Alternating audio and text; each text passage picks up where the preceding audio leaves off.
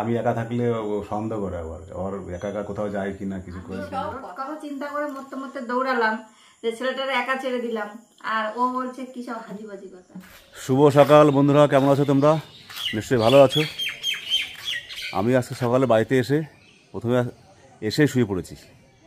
মানে বললাম না, একটা ঘুমের ঘাটতি আছে, তো রাতেবেলা মোটামুটি ঘুম হয়েছে, তো যাই হোক ঘুম পাচ্ছিলো, তো এসে একদম মর্নিংয়ে বাড়ি চলে এসেছি নাইট করে, এসে ঘুমিয়ে পড়েছি। যার জন্য তোমার সঙ্গে এখনও ভিডিও শুরু করতে পারিনি, এই ফার্স্ট ব্লগটা শুরু করছি। তো এখন বাজে 9:25, এই জাস্ট ঘুম থেকে উঠে মুখটা ধুলাম, ধুয়ে উঠে এখন ব্রেকফাস্ট করব। তা গোপা রান্না হয়ে গেছে, আমি এসে দেখি গোপা উঠে গেছে ঘুম থেকে, এসেও রান্নাবান্না করেছে। গৌরব তো বাড়িতে নেই, মা বাড়িতে গেছে। আর আজকে আমার সঙ্গে আবার দুপুর আমার ডিউটি আছে, আবার আমি বেরিয়ে যাব 1টার সময়। তো আমার সঙ্গে গোপা বেরিয়ে যাবে, গিয়ে ও ডাইরেক্ট চলে যাবে শ্বশুরবাড়িতে। ওখান থেকে গৌরবকে নিয়ে বিকেলে গিটার ক্লাস করে আবার চলে যাবে, কারণ আমি নাইটে বাড়ি আসবো না, কালকে মর্নিংয়ে আমার ডিউটি আছে। তো একেবারে কালকে একসঙ্গে সব ফিরবো দুপুরবেলা। তো কালকে ওখান থেকে চাল কুমড়োর চারা নিয়ে এসেছিলাম, তোমায় বলেছি লাগানোর কথা। তো এই দেখো লাগিয়েছি রাত্রেবেলা কালকে, এই যে 4টে চারা লাগিয়েছি। চারাটা ঢলেনি, মানে সন্ধ্যার সময় লাগালে কী হয়, চারাগুলো ঠিক থাকে, ঢলে না। দিনের বেলা লাগালে রোদ্রে আবার ওটা ঝিমিয়ে যায়। এই যে এই একটা জবা ফুল গাছ লাগিয়েছি, 4টে গাছ নিয়ে এসলাম, 4টে লাগিয়েছি। একটা এটা, একটা এই যে আর একটা এই যে, একটা এই যে, মানে এই এক লাইন ধরে লাগিয়েছি আর কি। তো 4টে গাছ লাগানো হয়ে গেছে। চাল কুমড়োটাও ভালো আছে দেখলাম, একটু ভালো লাগছে আর কি। এখন গোপা অনেকক্ষণ থেকে ডাকছে, ও ভাত বেড়ে বসে আছে, ব্রেকফাস্টটা করে নিই। চলো, এই যে ক্ষেতের ভেন্ডি সেদ্ধ, ডাল হবে বোধ হয়, কচুরলতি। আর কচুরলতিটা কেমন ফ্যাকাশে ফ্যাকাশে লাগছে কেন? কারণ কোনো ওই শুকনো লঙ্কার গুঁড়ো টুড়ো দিইনি, কেবল খালি হলুদ দিয়ে, সব কিছু তো ওই দিলে হয় না। এটা হচ্ছে আম ডাল, এই যে এই আমের আঠি কোথায়, নাহলে মানুষ বলবে কি আম কই। এই যে আমের ডাল, আর এই যে লাউ চিংড়ি, আর হচ্ছে কড়াইতে আছে ডিমের ঝোল, ওটা আর আনিনি, ওটা একবারে টিফিন বক্সে চলে যাবে। দেখো বন্ধুরা, কালকে আমি 200 চিংড়ি রেখেছি, ঠিক আছে। কালকে একবার ভেন্ডি দিয়ে হয়েছে, আজকে লাউ দিয়ে হয়েছে, এটার মধ্যেও দুটো গেছে, মানে সব দিয়ে মিলিয়ে মিশিয়ে করা। আর দুপুরে আমি খাবার নিয়ে যাবো বন্ধুরা, ও ডিমের ঝোলটা দুপুরে নিয়ে যাবো। আজকে তো একটু হালকা হালকা তো মেঘ করছে না মাঝে, হ্যাঁ, অন্যদিন তো একদম একভাবে জীবন উঠবে যখন তুমি বেরোবো। হ্যাঁ, যখন আমি যাবো তখন ঠিক উঠবে, ঠিকই। না এমনি আজকে একটু মেঘলা মেঘলা ভাব আছে। থাক বাবা, আর ভালো লাগছে না, এত রোদে মানুষের পরিচান হয়ে যাচ্ছে। দরকার আর একটু রাতে পারতাম, কিন্তু রান্না করলে আবার বকা খাবো, তার জন্য আর করিনি। আমি বাড়িও থাকবো না আজকে, বাড়ি আসবো না রাত্রে, তার জন্যই করা হয়নি। এতেই কাজ হবে।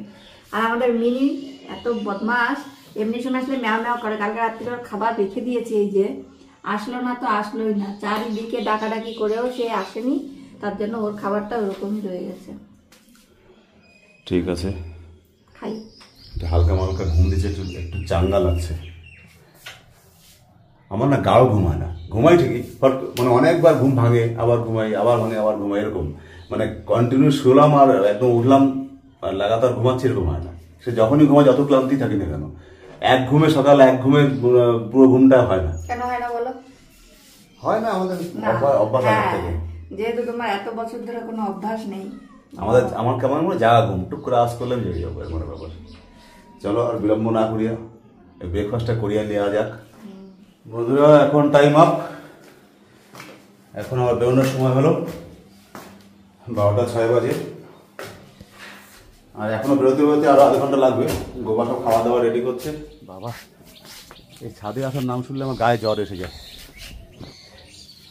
এইগুলো ছিল, ছাদে নিয়ে গেলাম, কারণ ছাদের সিঁড়িটার এই যে দরজাটা বন্ধ করে যেতে হবে। বুঝতেই পারছো কীরকম রোদ্দুর দিয়েছে আর কেমন গরম পড়েছে, মাথা খারাপ হয়ে যাওয়ার মতো অবস্থা।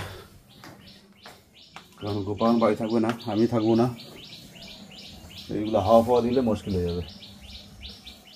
সকালে তো খাওয়া দাওয়া হলো এক পর্ব, এখন খাবার নিয়ে যাব ওখানে গিয়ে, দুপুরের খাওয়াটা ওখানে গিয়ে খাবো। এখন একটু গাড়িটা স্টার্ট দিতে হবে আমার, অনেকদিন হলো গাড়িটা স্টার্ট দেওয়া হয় না,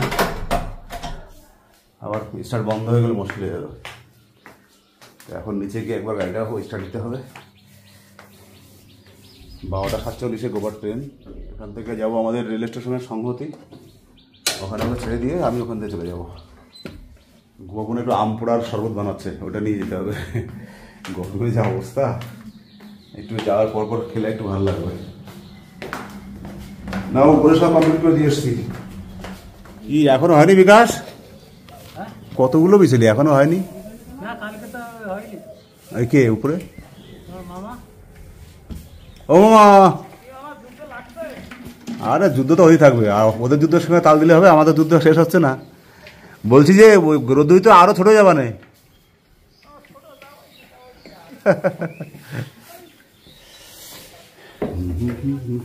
কালো কি এটা? আরে জাম পোড়ার খোসা, কি শান্তি হলো।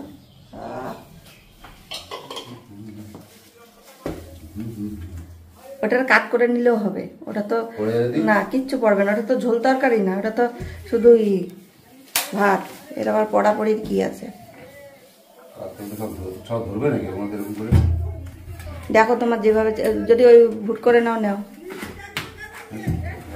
বন্ধুরা গাড়িটাকে একটু স্টার্ট দিই, কারণ টাইমের বেশিক্ষণ নেই, জাস্ট একটু স্টার্ট দেবো, সেটা হয় কিনা একটু দেখে নিই। অনেকদিন হয়ে গেল তো, সেই গাড়িটা লাস্টে ধুয়েছি, তারপর আর স্টার্ট দেওয়া হয়নি। বাহ, হয়ে গেছে হয়ে গেছে বন্ধুরা, হয়ে গেছে,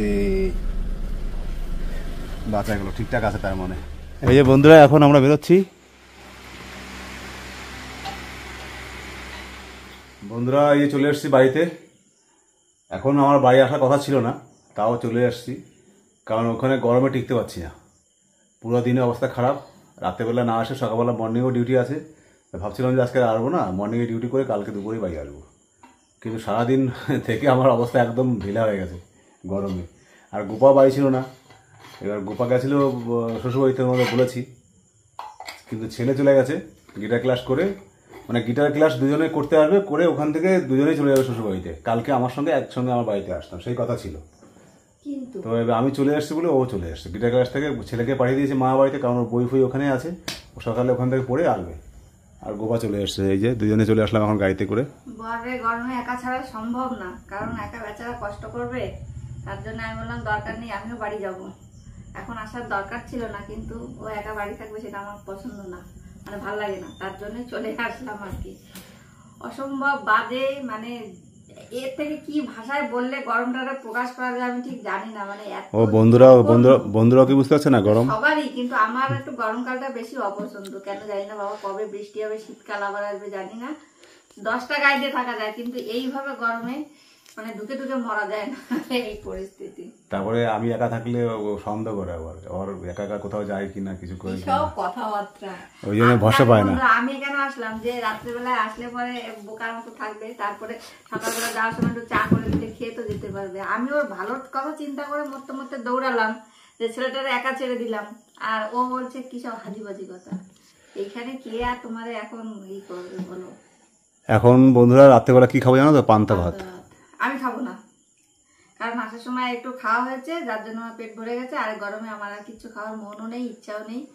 ওরে পান্তা ভাতটা মাখিয়ে দেবো, আমি এখন স্নান করতে যাব, তারপর ওরে মাখিয়ে দিয়ে আমি একদম।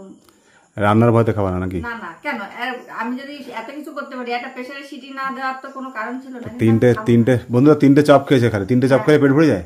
3টে চপ সাথে স্যালাড ছিল, আর ও 2টো চপ খেয়েছে, কিন্তু এখন খাবো না, গরমে আমার একদম ইচ্ছা হচ্ছে না, এটা হলো মোদ্দা কথা। আমি শুধু এই যে এইটা খেতে খুব ভালোবাসছি, একদম ঠান্ডা জল, কেউ খেতে পারে না, কিন্তু আমার এইটাই ভালো লাগে। তুমি যারা স্নান করে আসো, ভাত দাও, আমার খিদে পেয়ে গেছে। আমি স্নানটা করে আসি। তো এখন রাত্রেবেলা পান্তা ভাত খেয়ে ডিনারের কাজটা সারবো, তারপরে খাওয়া দাওয়া করি, আসছি আবার ফিরে তোমাদের কাছে।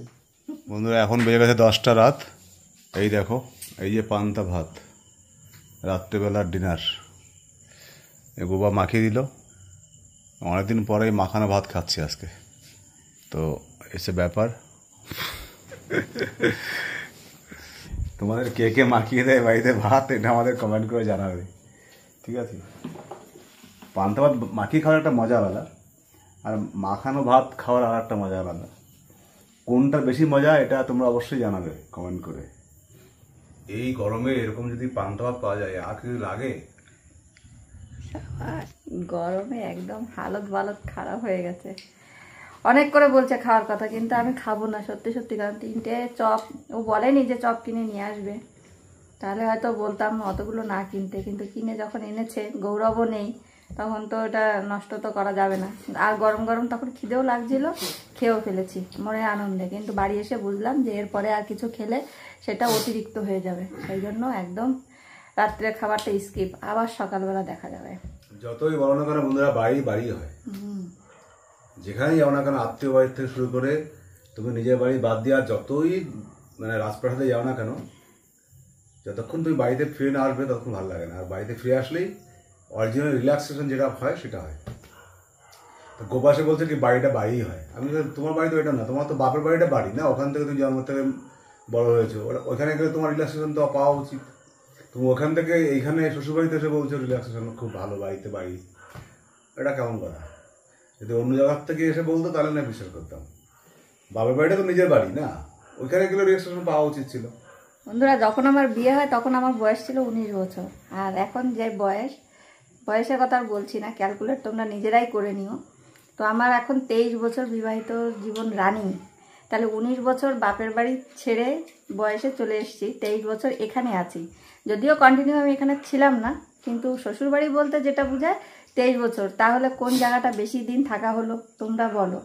আর তারপরে কথা, নিজের যখন বাড়িটা হয়েছে, যেটুকুই হোক না কেন নিজের আস্তানা, তারপরে এই যে আমার নিজের খাট, এখানে শুয়ে যেটা মজা লাগে বা ভালো লাগে সেটা অন্য কোথাও সেরকম লাগে না। অন্য কোথাও ভালো লাগবে না কেন, লাগে, কিন্তু এরকম না।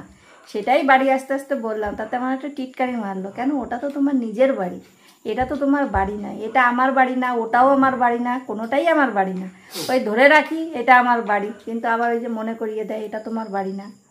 এটাই হচ্ছে বক্তব্য। তাহলে আমার বাড়ি না এটা।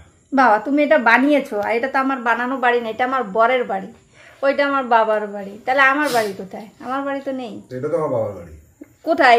এটা জমিটা তোমার বাবার হতে পারে, বাড়িটা তুমি নিজে করেছো, তাহলে এটা তোমারই বাড়ি না। ঠিক আছে, চলো খাও, আমি গরমে আর টিকতে পারছি না, পাখাটা এখন চালাবো। তো বন্ধুরা, খাওয়া দাওয়া কমপ্লিট হলো।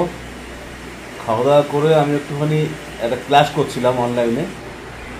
এই যে আমার ডায়েরি পেন, গোপা শুয়ে পড়েছে।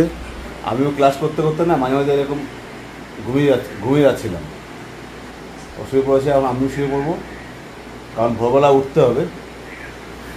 আজকে এইটুকুই, আবার কালকে নতুন ব্লগে দেখা হবে। সবাই ভালো থেকো, যে যেখান থেকে দেখছো। শুভরাত্রি, বাই বাই, টাটা।